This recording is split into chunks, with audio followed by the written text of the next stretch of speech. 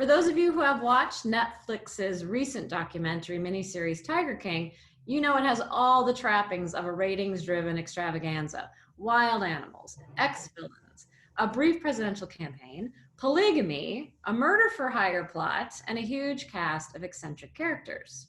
The main character, who calls himself Joe Exotic, was the owner of Oklahoma's Greater Wynwood Exotic Animal Park.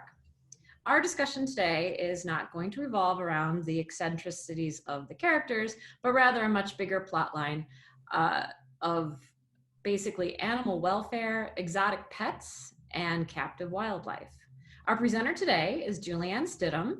Julianne is a resident of Sharon Center. She lives there with her husband and 4 children.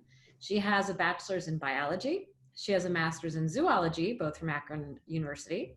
She taught several labs and classes in vertebrate zoology, ornithology, and general and comparative physiology. That's a lot of ologies we got going on there.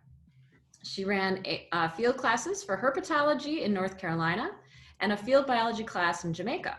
She interned for the Golden Gate Raptor Observatory in California, and she ran their hawk watch and banding program. She has experience with wildlife rehabilitation and worked as a keeper for the Akron Zoo. She is currently, and more close to home, the co-chair of the Medina County 4-H Poultry Committee.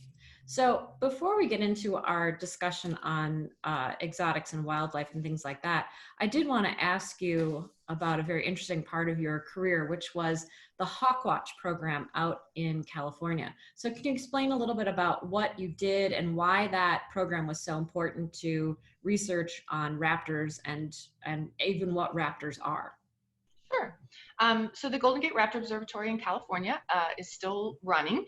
It's run by, it usually has 2 or 3 hired personnel, and the rest is run by interns and volunteers.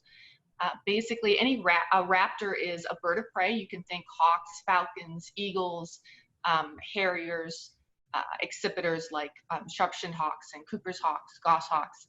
And basically, if you think of California and the geography of the United States and down into Mexico, in San Francisco right there, the way the ocean is and the mountains is basically, it kind of funnels in a lot of birds of prey during their migration from north to south. And it kind of just, the way the air currents are in that, it kind of pulls them right over what we called Hawk Hill, which is right on the other side of the Golden Gate Bridge. And perfectly, that's part of the park, the Presidio there. So it's government land. And we would have Hawk Hill, and volunteers would stand on top of the hill, and we marked it off into quadrants. And as these birds during the migration season would funnel through, we had people all day, 5 days a week, that would run the Hawk Watch. And we would basically identify and count the birds as they went overhead. And then in conjunction with the Hawk Watch, to figure out how many birds were going through, we also ran a banding site where we would trap birds, wild birds, and put a band on them, a numbered band, and re-release them into the wild. It would only take a few minutes. And from all this information, we could start to see trends. So through migration, like from year to year, you could see, okay, well, we saw, 2,000 red-tailed hawks last year, and this year we only saw 1,000. Are their numbers going down? Do the numbers rebound? What is this looking like? And then from the bands, as these birds are found, as the bands are found, whether the bird is injured or someone finds it deceased or someone can see the numbers with a scope or a pair of binoculars, and we start to gain, as people would call us, and we could get a lot of information from that band recovery. Where was the bird found? Was it found 5 years after we re-released it? So how long are these things living? Where are they going in this? How are they getting injured? And whether, a lot of times too, sometimes they're injured and they're brought in and they're rehabbed and they're re-released. Well, did we find it dead a month later? It's just invaluable what this information, as it's compiled over decades, what we can learn from it. And it's all, kept in a computer database, and it gives us a lot of information, because protecting the birds just here isn't enough. As they're migrating, we need to protect them where they're going also. So where are they going? And how long is it taking them to get back? So it's just invaluable information. So we have our own raptor center here in Medina County. What kind of raptors do we have in Ohio? So they're broken down into different groups. We have bootios in Ohio, which are the soaring hawks. The most common one are red-tailed hawks. We have red-tailed hawks, we have red-shouldered hawks, and then we have broad-winged hawks. So those are kind of the big ones. Then we have accipiters, which are kind of the forest-dwelling smaller hawks that feed mostly on other smaller birds. Cooper's hawks, sharp-shinned hawks, and goshawks. Then we have falcons in Ohio. We do have peregrine falcons. And then some of the smaller falcons like merlins and kestrels are some of the other ones that we see in Ohio. Raptors also include owls, barred owls, barn owls, great horned owls, screech owls, short-eared owls, long-eared owls. Those are all native species to Ohio. Okay, so a little bit later on in this discussion, we are going to be talking again about birds, particularly the condors and the eagles. I was lucky enough this past week to have a bald eagle land in my backyard, which I've never seen before. But we're going to talk about the great work that zoos and other similar institutions have done to help bring back some of the wildlife that suffered at the hands of DDT and other issues that caused a real downgrade in the population. But let's start off our presentation today just talking about zoos in general. Julianne. Sure. One of the things that I wanted to talk about was, a lot of zoos across not just this country, but globally are part of an organization called the Association of Zoos and Aquariums. A lot of times you'll see that called the AZA. And it's a very important organization. It kind of, helps to regulate what zoos are doing. Their main vision is a world where all people respect, value, and conserve wildlife and wild places. They're committed to being a global leader in promoting species conservation and animal welfare by leveraging the size, scope, expertise, and public trust of its members and institutions. So basically, if you are an institution and you want to become a member of the AZA, you go ahead and put in an application and they send out a group of people. This started in like the 70s and the 80s, and they will basically do an inspection of your facility and decide whether you are kind of, a good institution. And then they will, once you're a member, they give you guidelines on how to house different species, how big the enclosure needs to be, what they need to be being fed, how that species should be presented to the public. And they just give you a lot of ideas and regulations to help with that. And then the AZA has really branched out. Within the AZA, they have something called AZA SAFE. And SAFE stands for Saving Animals from Extinction. And basically, its main goal is to provide more opportunities for people, particularly the public, to participate in wildlife conservation. And what that looks like is a little different depending on each zoo and each AZA facility, but it's something to really look for. They're really trying to get more people involved in conservation because it's something that a lot of people want to do and they just don't know how, and we'll talk a little bit more about what you can do later. Also within the AZA is a very special program. It's called the Species Survival Plan, and it's one of the most important things that the AZA does. This is their logo, is the mom rhino with the baby rhino, and it's something that I kind of want you to remember. It's something to look for. If a species is part of the Species Survival Plan, it's usually, if you go to a zoo, it's on all the signs, and it's a really important program. Basically, kind of in a nutshell, and this is really simplified, is you can kind of think of it as a giant stud book. Every male and female that's part of the species survival plan of that species that's at a zoo, they keep a really detailed record of all the genetics. Who was mom, who was dad, who are the siblings, who are uncles and aunts. And then that way, that decides through this whole organization, the zoo works with the AZA and other countries and other zoos, and they decide who they're going to breed with who, how many offspring they're going to have from a specific coupling. So that we can have the greatest amount of genetic diversity, within a species as possible. So, and that helps them decide, and it also, through the species survival plan, they can make suggestions to zoos as to, we could really use another zoo that's breeding snow leopards. So Carrie's got a great video from one of the veterinarians at Cleveland Metroparks Zoo, and it talks a little bit more about the species survival plan.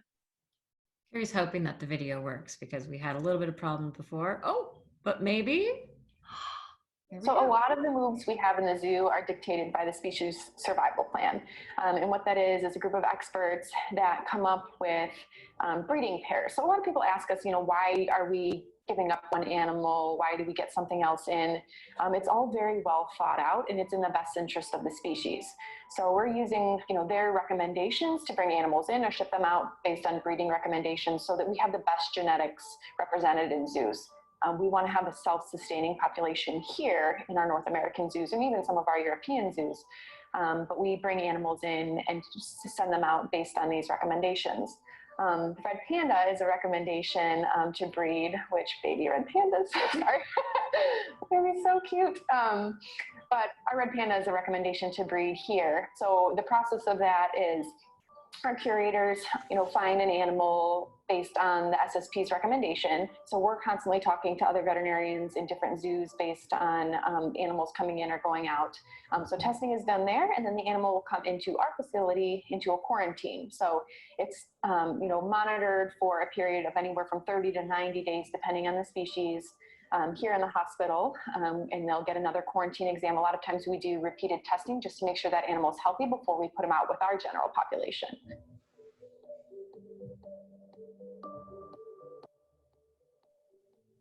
I mean, I love just walking through the zoo and seeing animals that you've worked on, or especially ones that you saved, or even ones that are going out and breeding. Like, that's super exciting to know that you brought this animal in to help the population and they're doing their job. It's just living their lives, but to us, it's, sustaining a population.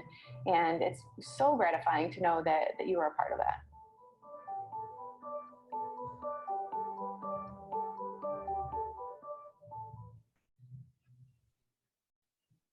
Which brings us to wild animals. Okay. Yeah, so the next thing we want to talk a little bit about is maybe the definition of exactly what is an exotic and what some of the laws or lack of laws and regulations are in this state and kind of across the country. Basically, even native wildlife, we'll just use native Ohio wildlife, you cannot keep them as pets. A squirrel, a raccoon, and an abandoned rabbit that you find in the backyard. Technically, you have to have a permit to house that animal.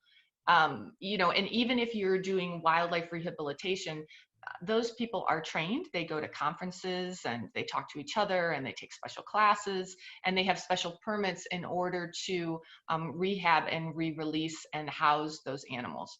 So anything that's native to where you live, you have to have a special permit for that. And then we have exotics, which the rules on exotics are really lax. Now we have, parrots are kind of a good example. A lot of people breed parrots in captivity as pets, but a lot of parrots are brought in illegally into this country for part of the pet trade. And a lot of people think that if they got a parrot, from a breeder and it was captive bred, that it's okay. And it's better. It takes a very dedicated individual to raise these birds. They live anywhere from 50 to 80 years depending on the species. It's kind of like you have to will your parrot to somebody. They're very, very social animals. It's kind of what I was trying to show with these pictures. They really don't live alone, but most people only have one parrot, and they take a huge amount of care because you, as their human, are taking the place of an entire flock of parrots. They usually learn to talk because they're so social, and without that socialization of other birds, they're trying to communicate with people. And it's a very rare person that has the time and commitment to dedicate to such a bird. And usually what happens is maybe they house it for 20 years and something happens to the owners, they get sick or they pass away. And then the next person down has this parrot that's destructive and needs a huge cage and a ton of attention, and they don't have time for it. And it usually ends up at some facility, at a zoo, in a box on a back, by a back room. When I used to work at the zoo, I don't know if they still do this, but we had a parrot room that was just full of parrots that had been abandoned, and we had them at the zoo, and we did the best we could to give them the best life possible. But these are things that people don't really consider long term. And exotics are difficult. They're not native here, and this is where we run into a lot of problems. A good example of that is pythons, particularly in Florida. This also goes for boa constrictors. Everybody thinks that, it'd be really cool to have a big snake. So they buy these things when they're babies. They're either shipped in from other countries or people breed them here legally. And, and they sell them as pets. And next thing you know, you've got a 10 or 15-pound snake that you don't know what to do with. And it's expensive to feed, and it's a danger to your children. And, your spouse or significant other is petrified of it. So what do you do with it? You don't want to kill it. So you're going to be nice and you're going to let it go. And then what happens is, more than one people do this, and it only takes a few individuals to create a huge population explosion. This has happened in the Florida Everglades. It's so out of control. You can do some more reading on your own, but they are decimating small animal populations in Florida, particularly in the Everglades. Sightings of raccoons and possums in the Everglades is down by over 90%. Bobcats are down something like 87%, and people in the Everglades are rarely seeing rabbits or foxes anymore. And it's the snakes. They're decimating the populations. It's very difficult to find. You would think it'd be easy to find a snake this size. It's not. They're great at hiding. They hire people to hunt these things to try to control the populations in southern Florida. And despite their best efforts, it's barely making a dent. And this is some of the problems that we have when we bring in exotics from other countries. The next good example of that is lionfish.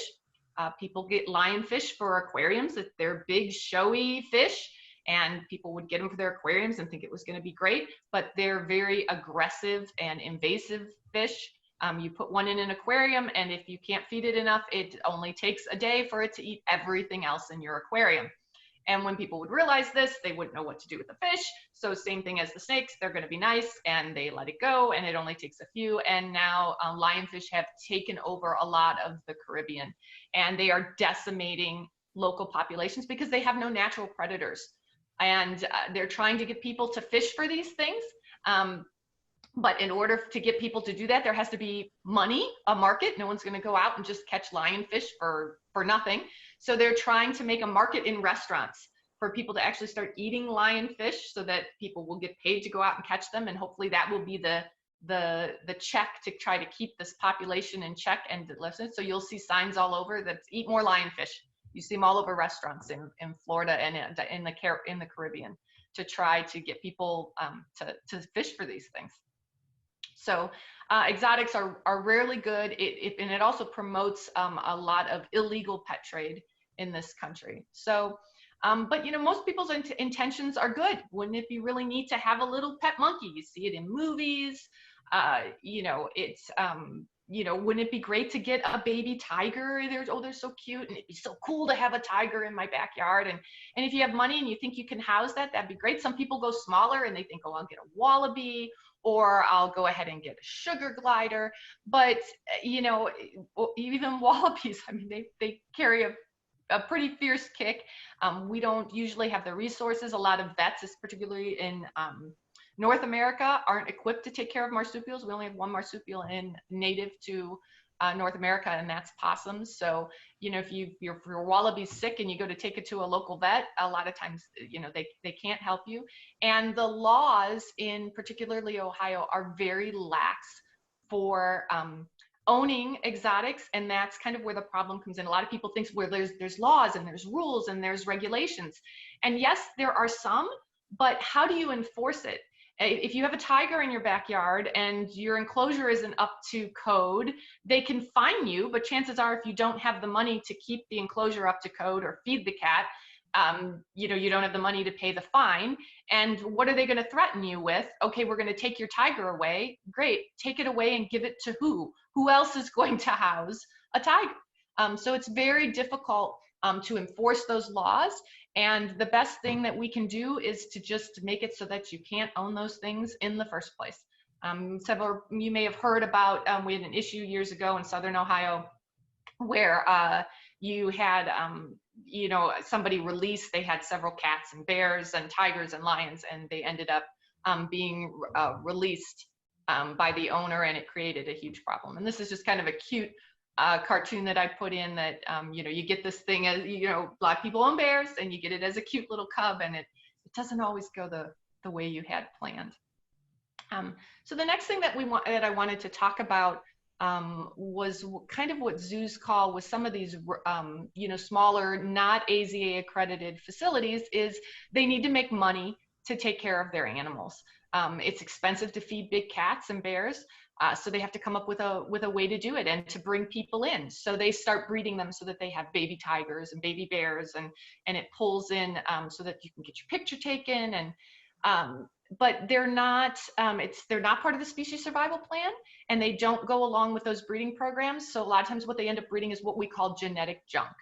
And the best way that I can describe that to you, we're going to use tigers as an example. There's 9 subspecies or species. Some people, it depends on who you talk to as to whether they agree with sub or regular species of tigers, 3 of which are extinct. So we have 6 remaining. And each subspecies is very distinct in its genetics and its habits and its body type and its behaviors and its prey. And we're going to use 2 of those as example. Siberian tigers, which are actually known as Amur tigers. Those are the tigers that they have up at Cleveland Zoo. They're one of the most endangered, and they're the biggest tiger. They're cold weather tigers. They live up in Russia, high up, and you know, they've got longer fur and bigger paws for walking on a snowpack. They are very specific in their prey and how they hunt that prey. They have and how they breed. They're a more solitary cat. Then on the other extreme, you have Sumatran tigers, which are more of a jungle cat. They're much smaller. They're the smallest breed. Their stripes are different to help them blend in with the environment that they live in. And they have a different prey base and different behaviors to catch that prey. And you can imagine if you're breeding Amur tigers with Sumatran tigers, now you have a cat that's really not genetically capable of living in either place. It's kind of a mutt. And it's not good for the species survival plan, and it can't be re-released into the wild, and neither can its offspring. And that's kind of where you get into this genetic junk. A lot of these roadside zoos will think, well, tigers are endangered and I'm helping because I'm breeding tigers, but you're not breeding a genetically pure subspecies of tiger, and you're not keeping that stud book and those records. You're just breeding to have babies to kind of help make your facility money so that you can pay for your cats. And it's just different, and that's what we call genetic junk, and no zoo is really going to want to house that. And this is a picture that kind of shows the difference between the 9 different subspecies, and just by looking at their faces, you can tell that they're just very different cats. And you know, that goes along with, like I said, their fur to keep them warm or cooler. This is a great map that shows the gray is the original range, the previous range of where tigers used to live, as opposed to the orange, which is their current range. And you can see that it's a dramatic reduction. But you can kind of see up in Russia there, that spot of orange, that's where Amur tigers live. And you can just imagine that, you know, a cat that lives that far north in a cold weather environment is obviously going to be very different from a cat that's living in Indochina, or a Sumatran that's living like down in Cambodia and Vietnam, where it's just much warmer and, you know, thicker jungle habitat, and how different they would have to be to live in those 2 different environments. So, and then also along with genetic junk, a lot of these roadside stands to try to bring people in, is they start doing a lot of mixed breeding, where they'll cross lions with tigers and tigers with lions and get things called like tigons or ligers. And this is even, you know, kind of, you can think of it like a labradoodle. You know, it's not able to live in the wild at all. A lot of times they're not able to reproduce. It's kind of like a mule or a donkey, and they're genetic junk. They're strictly for display. They're to bring people in, but you have an animal that can't live on its own or in the wild at all. And a lot of times they have a lot of health problems also. And you've got people crossing all kinds of things. This is a picture of a zorse, which is a cross between a horse and a zebra. And now you have, you know, it's not wild enough as a zebra to live in the wild, and it's, you know, too, you know, a lot of times too feisty, or, you know, it's not friendly enough for it to be used as a horse would. But there's a distinction between doing this with exotic animals and doing this with, you know, wild animals. Obviously, this is something that we do You know, with domestic breeds, this is how we get all our different breeds of dogs and cats and, you know, cows that produce more milk and chickens that have, you know, more meat or that eat, you know, specific grain that's easier for us to produce and they do well off that grain. That's okay to do with domestics, but it's not okay to do with wildlife because it just creates a greater problem. So the next thing that we wanted to touch on was, you know, the importance of zoos. It's evolving all the time. Are zoos humane? You know, we obviously think of things like SeaWorld where they're no longer breeding orcas and they shouldn't be, or housing orcas. They're going to house what they have in captivity now, the best that they can, but they're no longer bringing doing any more breeding. But zoos serve such an important role in our modern world. We have to protect that genetic diversity that's out there. And there's a whole host of information that zoos provide to help with conservation of wildlife that's just invaluable that we gain by having these animals in captivity. And we'll get into that in a little bit more. But you know, the other thing too is that people need zoos. We need to have people connect with wildlife. A lot of times these animals that are in zoos are the only ones that, you know, a lot of these kids will see. And people need to see animals to fall in love with them. In order to want to save them, there has to be some sort of contact. Without a face-to-face experience, there's not a lot of empathy, and sympathy cannot grow. We need to connect with our environment, and this is a great way that we can do it. Zoos also keep that genetic diversity that we talked about before. And a lot of what we learn from zoos is what will save certain species. And we can use bald eagles as an example. A lot of people know a little bit about what happened with bald eagles. There was a pesticide called DDT, you know, years ago in the 70s, and that it didn't outright harm the eagle, and they thought it was going to be safe. But basically, what it did was it made their eggshells very, very thin, so that when mom and dad would go to sit on the eggs to incubate them, the eggs would crack, and it almost brought them to extinction very, very quickly. And they needed to do something, so they turned to a lot of zoos and other facilities that were housing bald eagles. And took what they learned from breeding them. They also took their captive birds and the housing facilities that already existed to house the eagles, and they brought birds in from the wild and would take care of them and feed them well to get that DDT out of their system, and then they would breed them with captive birds, and they were really, really careful about how they took care of the eggs and raised the babies so that they weren't imprinted on people and they could be re-released into the wild, and it saved bald eagles. So what they had from zoos was invaluable. And they've done the same thing with California condors, not just the information that they gained from raising California condors in captivity, but other large birds, Andean condors. And so that when these things were on the brink of extinction and they wanted to bring them in to try to repopulate, they turned to zoos and said, how do we do this? How do we house them? What do we feed them? How do we breed them? What's the incubation period? What do we need to do to provide them with the best possible care and how do we need to raise the young so that they can be reintroduced back into the wild? And California condors, under the circumstances, are doing fairly well. And even if you look at SeaWorld and orcas, you know, what they learned by breeding them in captivity, that's information that try to get that information in the wild is incredibly difficult. How long is gestation for a killer whale? Until you have one that's, you know, pregnant in captivity, there's no way of knowing that. You know, an expression we always use is, how old is an old shark? We have no idea how long these things live in the wild. And it's best to learn that information by trying to study them in the wild, but zoos also serve a purpose of gaining that information. There's a fungus that's affecting frogs in Central and South America. It's called chytrid. It's a fungus. They don't know where it came from, but it's decimating frog populations in Central and South America. They have a lot of scientists working on it. They've sent them down there. They did find a way that if they bring the frogs into captivity, they can cure the fungus on those individuals.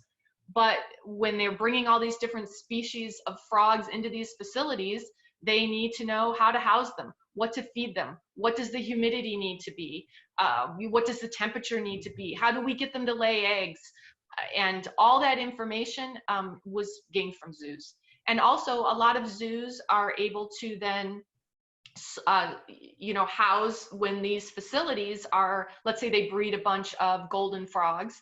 Well, they are not ready to re-release them back into the wild because the chytrid fungus is still out there. They have to have them somewhere, so they're sending them to zoos. Take care of these, keep that genetic diversity there, and raise as many of them as you can, so that when we find a solution for this, there's going to be a lot of individuals that we can re-release into the wild. And we can't do that without zoos. So that's some of this purpose that zoos serve. So we've got great zoos in Ohio. We've got Cleveland Metro Park Zoo and Akron Zoo. They're both AZA accredited facilities. And, sometimes people feel like, zoos aren't that humane, and they may feel like, I shouldn't be visiting these places. And, I want to tell you, you need to visit these places. This is how people learn. This is how your children learn.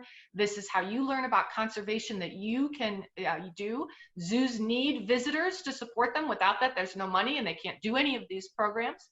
So go to AZA accredited facilities, learn, read the signs, look for that species survival logo that you can see, and do your homework and make sure that the facility that you're going to usually is AZA accredited. But there are some out there, I don't want you to think because it's not AZA accredited that they're all bad facilities if they're not. A good example of that is Clearwater Aquarium in Florida. You may have seen the movie Dolphin Tale. This is Winter, one of their dolphins. They do a lot of wildlife rehabilitation. She has a prosthetic tail. Her tail got caught in a fish trap, and they do all kinds of things for children that have lost limbs and have to have a prosthetic. And they have another dolphin that has a similar injury. I think her name is Hope. And they do a lot of great things for education about wildlife that's injured, telling people, fishing line is a huge problem injuring dolphins and other wildlife, and they do a lot to promote that as education. And they're a great facility. They're actually housed in what used to be like an old sewer treatment plant, and they're not AZA accredited. I'm not real sure why, but they're still a great facility. So just do your homework. Just because it's not AZA accredited doesn't mean that you can't support that. When you go to your zoo, consider buying a membership. When you buy a membership to most zoos, that helps you, that you usually get a newsletter quarterly, depends on the zoo, and it gives you a lot of information about what you can do to help with conservation. But you want to avoid places like Joe Exotics. You don't need to be holding baby tigers. If they're promoting, come hold a head of baby tiger and get your picture taken for $30. You don't want to do that. That's really causing huge problems in this country with housing these animals. And I really want to encourage you to avoid those places, but also write to your state representatives, write letters and say, I want stronger laws that, prohibit these places from, just breeding these cats without any regulation.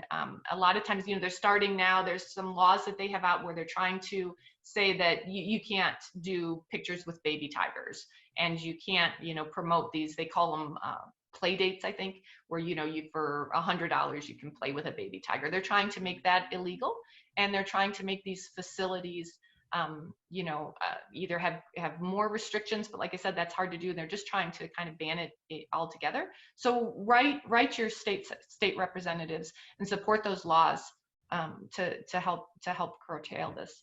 And I encourage you, there's a great quote by Margaret Mead, and that is, to never doubt that a small group of thoughtful, committed citizens can change the world, for it indeed is the only thing that ever has. Wow, that was a lot of really good information. I totally bypassed a particular slide that I missed to touch on. You can go back one and I can talk about it real quick. I will. So this is from the website for the Cleveland Zoos. Can you tell us what we're looking at here? Yeah, basically the Cleveland Zoo has a great conservation program. If you go to their website and you click on wildlife conservation, they have 6 focus groups for conservation. They have Andean bears, giraffes, Asian turtles, gorillas, lions, cheetahs, and then the illegal wildlife trade. And you can click on each one. It'll give you more information about it. It'll give you things that you can do, whether you can support them financially, and also just, you know, small ideas that you can do at home, things to be careful about when you're shopping. Orangutans are a great example of that. Their habitat's really being destroyed because they're making a lot of palm oil farms where they live, because palm oil is really easy to produce and it's cheap, and those trees grow quickly. So one of the things they're trying to do is discourage people from just buying products that have palm oil in them. And that's something that's very easy to do just by reading labels at your local grocery store. Okay, so I think at this point, we can open up to questions from anyone. I'm gonna try to stop the sharing here. Oh, I've unmuted everybody. And we Okay. have a question from Kristen Karasek already. And she said, can you ask how zoos handle people trying to get rid of exotic animals? Are there still exotic animal sales, or how do people even acquire these animals? So zoos do not sell any kind of exotic, and usually when people do acquire them, it is through places like Joe Exotics. Some of these smaller farms, of course, they promote what they want to do is, when they will use tigers, when they breed young tigers, they can use them for pictures and play dates and that, but for a very short period of time, from about the time they're, I think, 4 weeks until they're about like 16 to 18 weeks old. And then they start, you know, getting to a point where if they scratch a kid or they nip or bite, or it's going to be a problem. So they sell them. They make more money off of selling them. And there's very little regulation from it. That it's, you know, you can go down into one of these places and, you know, you can just say, hey, I'm interested in buying a tiger. And they are not going to come and check and make sure that you can house it or have the finances to take care of it. They'll just sell it to you. Usually just, and it's relatively inexpensive, couple $1,000s usually to buy a cat. So that's where the laws need to come into place, is that's what needs to be made illegal. Yes, zoos, you know, a lot of times they have stuff dropped on their doorstep. It's a huge problem. It was a big problem when I worked at Akron. Of course, that was 20 some odd years ago, but it would happen. A lot of times it's dogs and cats, which those go to the SPCA, but like I said, we had a lot of parrots, and a lot of times I've heard zookeepers talk that, you know, if people know you're a zookeeper a lot of time and they know where you live, you will come home to some pretty interesting things on your doorstep. There's other facilities that are not zoos that help with that. There's a reptile rehabilitation place in Ohio. I can't remember their name off the top of my head. But they take in unwanted reptiles because a lot of people, you know, like I said, they get these snakes and they attempt to rehouse them to other people. But it's a huge problem because these things grow up and nobody, a lot of people can't house them. So we really need to nip that in the bud from making it illegal to own them in the first place. Got another question. Has there been any attempt to change the laws since the Tiger King documentary? I do not know that now. I don't know if you've watched the whole facility, but that Carolyn Bassett, her facility does a lot to try to, you know, make the breeding of animals, and also the play dates and the pictures with baby tigers. They're working on regulations across the country to make that illegal. And hopefully, you know, it wasn't the main point of that series, but hopefully it will bring some of that to light, and people will do things like write their senators. And when it comes time to vote, they'll vote to make those laws, you know, there, so that they can make these illegal. So, and you know, they can make things where, you know, you have to start spaying and neutering these animals so that there's just not as many babies. And it's something that will have to slowly be phased out. You can't just say, okay, nobody's allowed to house these things anymore. There's obviously, you know, hundreds, if not, I'm sure that there's thousands upon thousands across the United States. Most people don't realize how many people have a tiger in their backyard, but a lot do.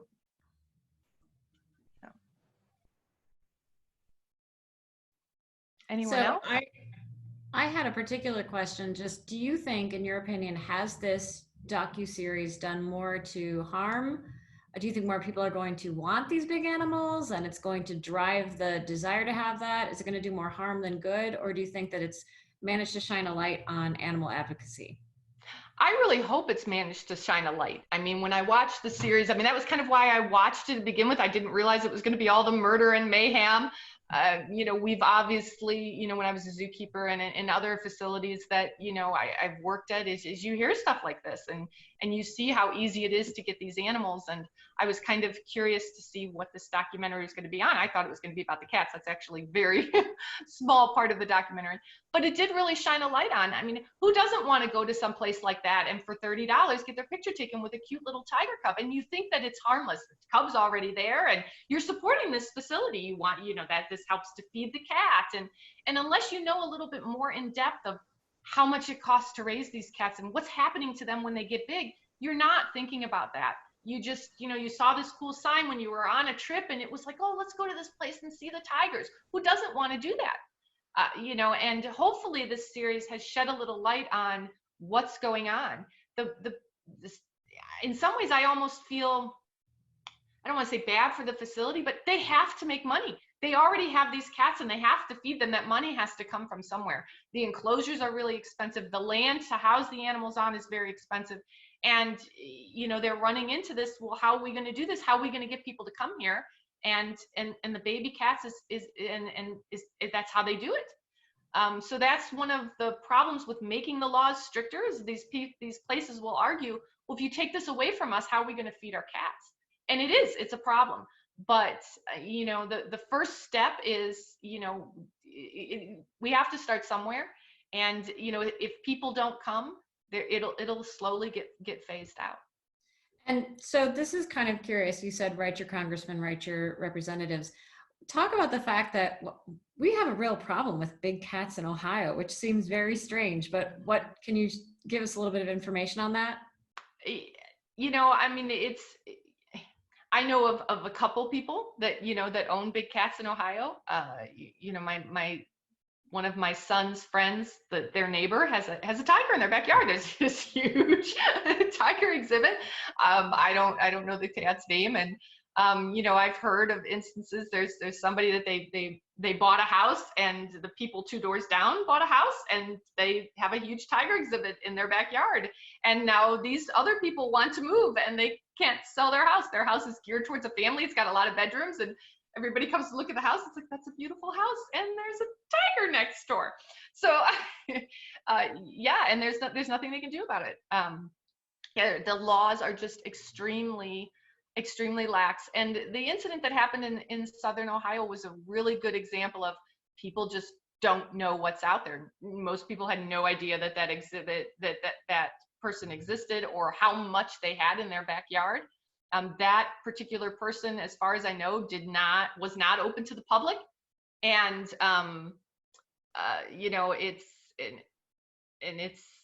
so not many people knew what he had. And the perfect example was, yes, he was breaking a lot of laws. His cages weren't up to snuff. But all they can do is fine him. So a question that somebody had was, in that case, they had to put down a lot of the animals that had escaped. Was there no alternative? Why did they have to put the animals down? I mean, that's a really good question. And a lot of people think that it was very cruel, and in some ways it is. And the problem just arises of kind of what we talked about before, is that, you can't just find someone to take in a tiger or a bear or, maybe a few of them, but there's 50 of these things, I think, that were loose in Zanesville, and nobody wants them. And the other thing that I think a lot of people don't realize, particularly with bigger animals like that, is you can't just, let's say you do have room, like, okay, you can take in one tiger. You can't just bring that into your facility and house it with your other cats. It has to go through, we kind of talked about that in the video from Cleveland Zoo. It has to go through a quarantine period of, up to 90 days.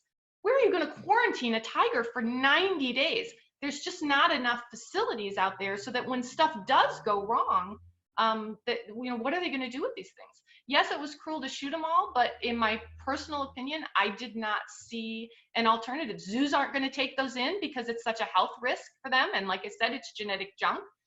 It's not something that they can put on display. and the quarantining is a huge problem. So someone else just asked, why do you see some zoos are in touch and some are not in touch with animals? So you mean like actually being able to like touch animals? Well, I'm reading the question. I'm gonna say maybe that's possibly. So yeah, but we do have. I actually, when I was putting the slide, maybe Kristen, you can elaborate on that and type again what you meant. I think you did mean whether or not you can touch animals and not touch animals. But when I was putting the slideshow together, I was trying to be very cognizant of using pictures from zoos of people not touching the animals, because I know you and I have discussed the fact that yes, and she said physically touch. So Okay. the question then is, is that good? Is that bad? What's the professional, and what's the thing that we've discussed the fact that in Cleveland, for instance, you said enclosures have now gone to where zookeepers do not enter with the animals. So there's twofold with this. So one thing is you can talk about what the keepers are doing with animals. We'll use Cleveland Zoo's elephants as an example. So elephants are very dangerous animals to have in captivity. I don't think that there's any other animal that's killed more keepers than elephants. So the new elephant exhibit at Cleveland Zoo is you never have a keeper in that exhibit with those elephants.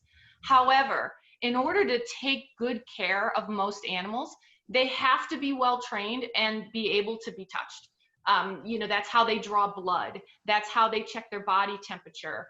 That's how they do artificial insemination a lot of times for certain endangered species, is they will practice that with, let's just say for an example, a rhino. It's much easier to not have to tranquilize her and drag her into a hospital to artificially inseminate her. If she'll back up and you can just artificially inseminate her, that makes it much easier on her, better for her health, better for the staff.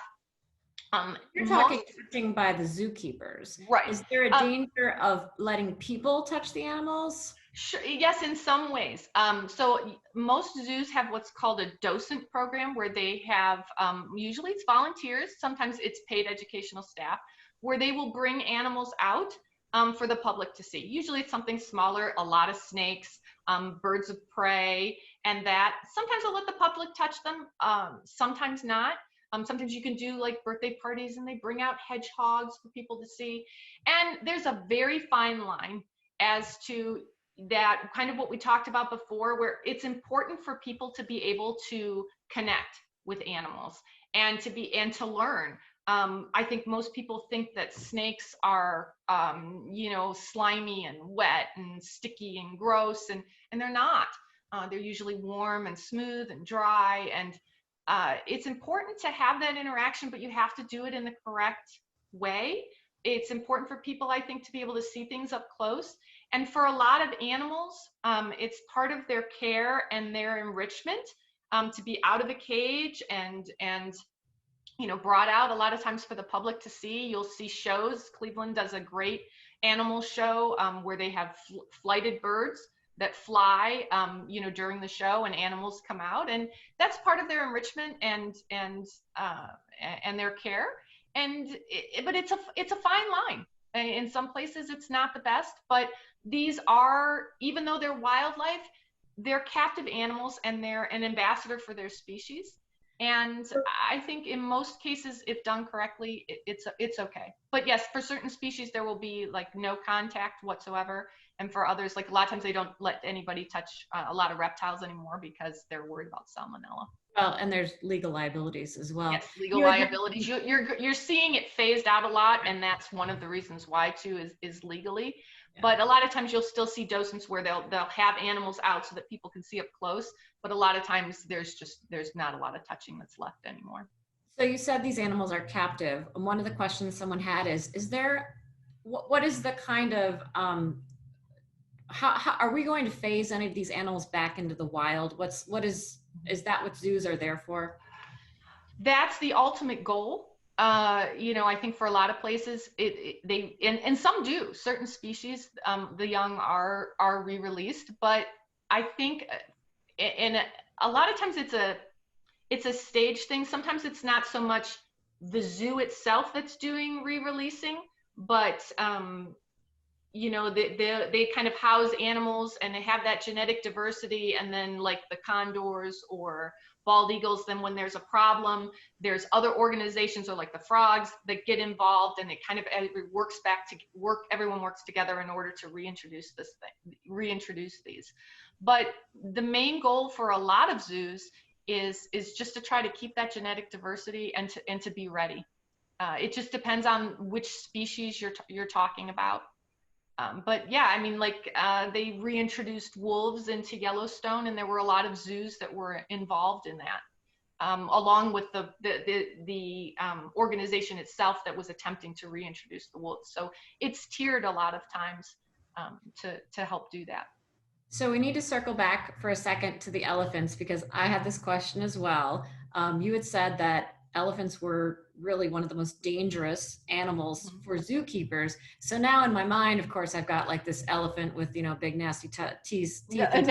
Charging. Oh, no, usually a lot of times it's just their size. You can imagine, go to the zoo, take a look at their elephants. I mean, a lot of keepers are killed or really injured, and it's an accident. The elephant gets spooked for a second and backs up really quick right over a keeper. And there's not a lot of coming back from that. It's very rarely ever true aggression. Elephants can be very well trained and well taken care of, and can be very, very friendly and actually enjoy companionship from people. But yes, they're big, and big is dangerous. I'm sure most people who own a large dog can even attest to, a lot of times there's injuries from your dog that your dog wasn't being the least bit aggressive, but they totally ran your little kid over and they hit their head on the floor, and it's the same kind of situation. And that's why you said more zoos now have those enclosures that have the separate area that the animal is trained by. And it doesn't mean that the keepers are not, like I said, that there's no touch. I mean, elephants, they're in the wild, they're doing a lot of walking, and their feet and the nails on their feet kind of continuously grow. And in order to take good care of them, their feet have to be cleaned and filed very often. And the elephants are trained to come up to the bars and stick their foot through, and the keepers will check the bottom of their feet for sores and injuries and clean them and file them down.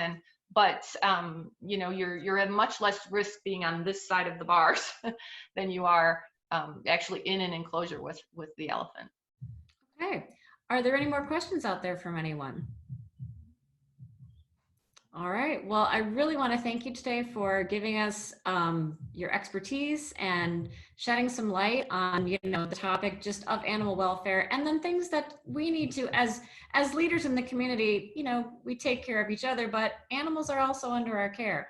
So like you just advocated, going out and getting a zoo membership, especially now when the zoos are closed, they're not getting revenue from people visiting. So it's that's something that, Kara, if it's okay, I'll touch on right now. If you don't have a zoo membership, and this is kind of spurring you to get one, is the zoo's kind of they're allowing you to buy a membership, but if let's say you buy it in May, but the zoo doesn't open back up until August, your membership's for a year, and it actually will start in August. And they're actually really asking people now, if you normally would be buying a membership in May and June and July, they still need you to buy that membership. Obviously, without people coming to the zoo, their funds are really hurting right now, and they still need to feed and care for everything and pay their employees, just like every business that's struggling right now. And yes, so still support your zoos. Just because you can't go there doesn't mean you can't go ahead and buy that membership and enjoy it in its full year capacity. That you would be enjoying it. So don't wait until August or September, but go ahead and buy that membership now. That would really help them out. Great. Well, thank you, Julianne. I really appreciate you being here on Lunch and Learn with Leadership, and we hope to see all of you again. Thanks. Thank you. Bye. Leadership Medina County inspires and equips leaders to be better and do better. Learn more at www.leadershipmedinacounty.org.